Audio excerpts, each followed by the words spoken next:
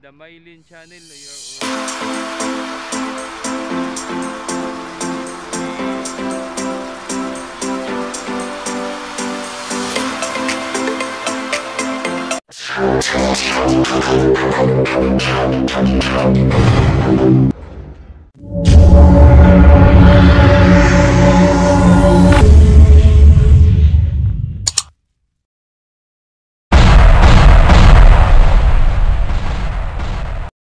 Magandang gabi sa atin mga kamamay, no? So yun, panibagong videos, panibagong updates na naman tayo ngayong gabi. So yun, time check tayo mga kamamay ay alas 11 na, no?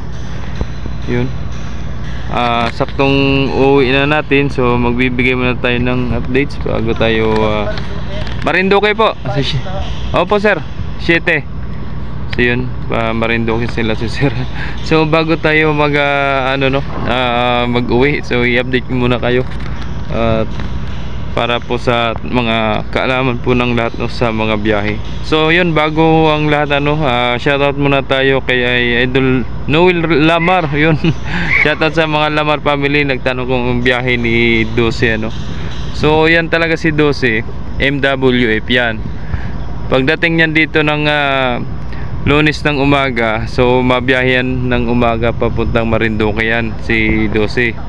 Tapos pagbalik ng hapon saka siya Masbate, no? Alas 2 po ang alis ni Dose dito sa Lucena, no? At yun po ang biyahe niya, MWF. Tapos pagdating naman ng linggo, full time naman siya magbiyahe mula umaga papuntang Marinduque.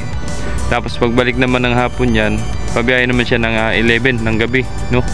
Tapos kinabukasan Lunes, biyahe uli ng umaga papunta naman Marinduque. Tapos balik naman ng hapon, sabi ko nga alas 2 na naalis dito. So nandito nga pala yung barko, no, si Oliva, no, nandito sa gitna ng ramp 1, ramp 2. At si Shitty po ay pa Marinduque yan. Ngayon po ang alis, no, mga 11:30 siguro yan. At meron pang Pangargao, meron pa isa. So yun, shoutout sa lahat ng taga Star Shipping Lines, no, lalo sa mga solid subscribers natin dyan, solid viewers dyan. Yun, sa mga silent viewers natin dyan. So yun, mga nanahimik lang pero nanonood ng ating updates ng mga barko dito, ayun. So shoutout din kay Idol Nilo de Ocampo, no. So sabi nga ay baka pwede malaman presyo ng sakyan na pa Marinduque. So of course Idol, maraming salamat, so ito ipapakita natin sa iyo yung mga pamasahe, no. So although meron na tayong mga dating videos na tungkol sa mga pamasahe, no. So ito bibigyan pa rin kita ng pamasahe sa mga sasakyan, So yun, thank you so much Idol, at maraming salamat sa walang sawa suporta sa mga De Ocampo family. Shoutout po sa inyong lahat, At shoutout po the Mylin Channel. You're right, yun, shoutout ma'am. Sabi nga hindi na-skip ng mga ads. So yun, thank you so much ma'am, maraming salamat po sa mga hindi nag-skip ng ads po, para makaipon po tayo agad ng revenue.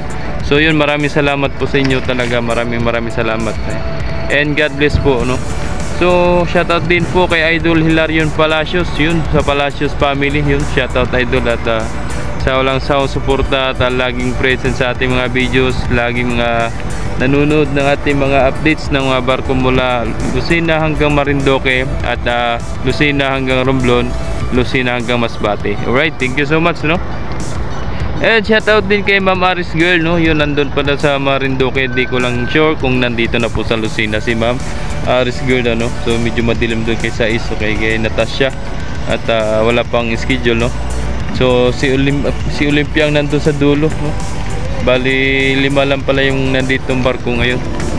At shout out din kay Ma'am Doris Vlog, always present watching from Canada. Alright ma'am, thank you so much po from Canada, ay kay Ma'am Doris Vlog. So yun, ingat po kayo dyan palagi ma'am sa Canada. So meron din akong mami dyan, Mami Ninang, At kay Mami Mels, yun, shoutout po sa kanila po, nasa Canada, Kay Mami Mels, kay Ninang Mulin Ortiga, So yun, shoutout po. At ingat po kayo palagi, and God bless po mo, Ninang, And shoutout din kay Ceres Ending, no? Yun, laging present din sa ating mga videos, no? Thank you so much, ma'am, and God bless po. Ingat po kayo palagi. And shoutout din kay Idol Papa Joms Vlogs, right? Sa aking pinsan na sa Caloocan ba o saan ba sila. And shoutout din kay Idol Shihani Alba from Masbati. Alright, thank you so much, no? Lagi yung present din si Idol Shihani Alba. So yun, maraming salamat sa mga hindi pa na itawag, no? So comment lang kayo mga kamamay, so para ating ma-shoutout sunod sa next vlogs, no? At maraming salamat din sa mga hindi nag-skip ng ads, no? Sa mga viewers natin dyan, silent viewers, solid subscribers, no? Thank you so much and God bless po sa inyong lahat. And shoutout din sa aking asawa, no, na nakauwi na at galing sa trabaho sa D2 SIM. Yun. So shoutout din sa mga tropa ngayon na naka-duty, no? At naka-duty ngayong panggabi, no? Ingat po kayo palagi mga 5-9 at sana gabayan po kayo ng Panginoon Diyos na hanggang sa pagising hanggang sa pag out ninyo, no, bukas hanggang sa pag-uwi. So ingat kayo palagi, right? So yun po ang ating updates ngayong gabi, no, sa mga barko. At ano ba ngayon? Tuesday. So mamayang madali araw, mga alas 4, alas 5, parating na si Dosi naman, babalik naman si Dosi. So grabe ang bilis, ano, nabalik na agad. So nandito nga tayo mga kamami, no, sa kay Olympia, no. So naka bungad yung ano, tawag ba nito, proa, no, kay ano, Olympia, no. So andito ni mga panakay niya, mayroong bus kasama, biyahe Marinduque naman, no. Yan yung bus, oh. May nakalagay dyan Marinduque. So medyo madilim talaga dito mga kamami kasi malayo sa sa poste, no. Yun lang po, dapat talaga dito. Hindi na kasi nilagyan dito kasi gawa ng pagdidikitan ng barko. Kaya kung napansin nyo, medyo walang ilaw, hindi abot ng ilaw ng poste, no. Yun yung mga ilaw dyan kasi nga ay nag-blurred na kasi nga ay pagdidikitan kasi ng mga barko dito sa gilid, kaya yun walang ilaw. So nandito pa si Olympia, no, hindi pa hindi pa nagpapasakay, pero nandito yung mga panakay niya, mga tracking, mga van, mga door to door, no. Yun, shoutout sa mga door to door dyan. Yan, si Natasha, si Sais na pa, standby pa. Yan, ba't nagbablurred? So yun, haba nga talaga ni Olympia, oh, nga ba. So ari si Natasha mga kamamay, oh, naka standby. Yun. Yan. So may nagtanong nga, no, sino ba yung nagtanong doon? Na si Sais ay galing yan sa Pulilio sa Real. So ito kasi dating sa Real Quezon. Tapos ngayon ida-dry dock na siya, nasa schedule na siya na ida-dry dock. Kaya ipinagpalit silang dalawa ni Dos. Si Dos ngayon nando sa sa Real.